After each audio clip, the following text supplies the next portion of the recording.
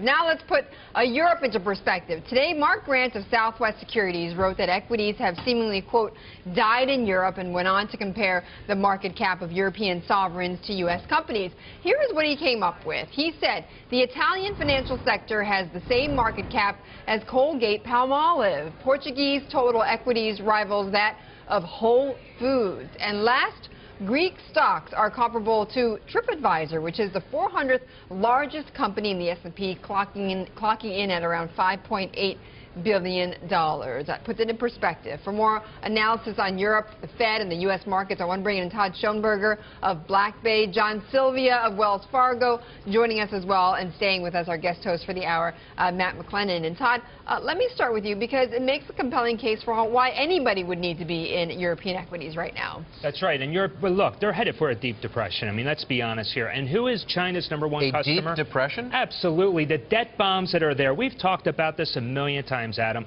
You're looking at $1.5 trillion in debt just amongst the PIGS countries that are held by those governments, including the IMF.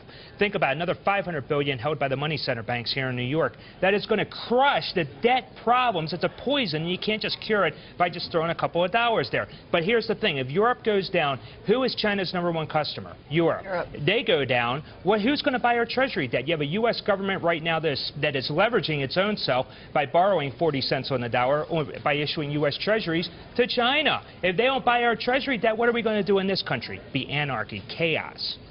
So then maybe we should buy European equities and keep them afloat then. I don't know, guys. I tell you what, cash is king. I think that's what we'll need to do. John, spoken like a short.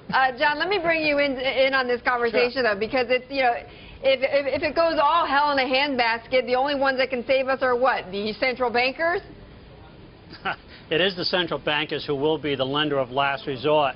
And I like your perspective earlier. Clearly, you know, the markets are a very different size. And as Europe reallocates capital, especially as it tries to subsidize the activities in some of the lesser growth countries, the U.S. will have a higher on average economic growth, even though it's only modest, 2.5% or so, still much better than Europe. And as a result, we have a deeper market, slightly better economic growth, and you can see why the capital inflows coming into treasuries are so significant. Hey, John, you were an economist, the, I believe, chief economist at Wells Fargo. So can you try to quantify for us, with numbers if possible, how hard it is right now for corporate America to try to justify doing one of two things, either A, hiring workers, and or B, spending money on plant and equipment? How hard is it by the numbers right now? Well, it is hard, and you've seen that. Capital goods orders have slowed down significantly in the last 3 to 6 months, and you've seen the employment numbers slow down as well. And there are a couple of things going on. Certainly, as weakness shows up in China and in Europe, then the export orders or expectations for export growth has slowed down.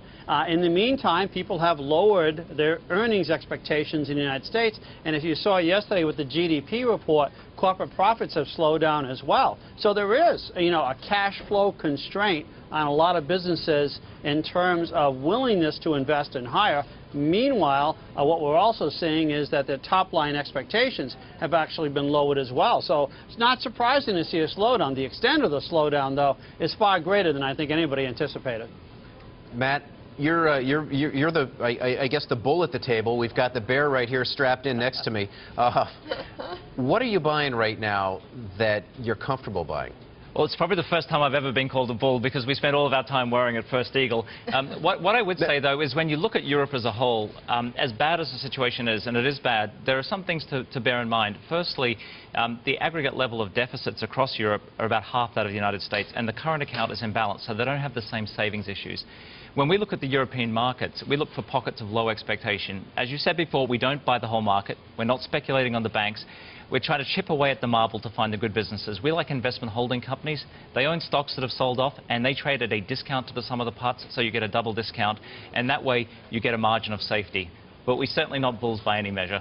All right, so that's that scarcity Well, so argument. Todd, where are you then in this, when you were talking about Europe in a deep depression, I mean, what are you, just fleeing into gold, or what are you buying? Well, we are long gold right now. I mean, Dow Jones Precious Metals Index was up over 5% today, did wonderful. And we're also short oil and we're short real estate. I think you have to be short real estate moving forward, probably for another generation, realistically. But when you start thinking about the U.S. economy, what is taking place in Europe and how that impacts stocks, well, you have to look at multinationals. A company like a McDonald's, 40% of its revenue comes from Europe alone. That's going to affect 401k balances here. You have to also assume that it's going to drag down the rest of the Dow. I mean, these are heavy moments that we have to start talking about. So instead of being in multinationals, you actually want to avoid them? Well, I would. I mean, look, you can go into treasuries. Look, Doreen earlier said with Matt, don't go into treasuries. Here's what I'm thinking. This economy, we are definitely headed into a recession. I mean, the data proves it. I don't care what anybody says. They're all wishing for something great. Don't forget, we still added jobs.